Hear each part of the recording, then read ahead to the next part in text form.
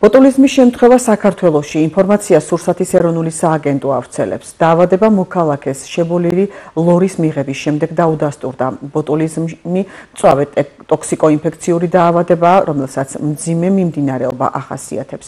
სპეციალისტები მომხმარებელს მოუწოდებენ თავი შეიკავონ საეჭვო პირობებში დამზადებული პროდუქტების მიღებისგან. ასეთი პირობები იქნება ანაერობულ გარემოში.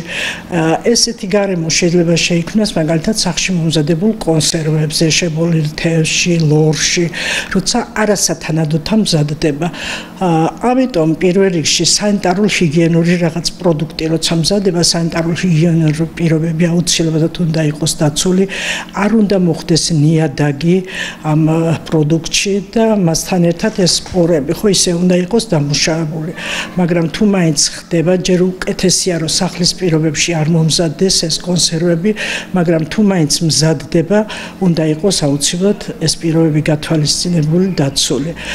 თვითონ ამ დაავადებას ახასიათებს ადამიანში, როცა ეს შხამი მოხდება ცენტრალური ნერვული სისტემის დაზიანება.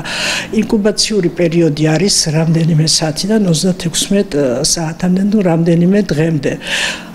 პირველ რიგში ვითარდება სხვადასხვა კლინიკური ნიშნები, სხვადასხვანაირად იწყება სხვადასხვა დროში. ეს დამოკიდებულია რა რაოდენობით მიიღებს ადამიანი ამ შხამს. და შეიძლება იქნოს მუცლის კრუტკივილი, ღებინება, გულისრევის შეგრძნება, პირის სიმშრალე და პირველი ამოცნობა რითაც უფრო სწრაფად შეიძლება ეს არის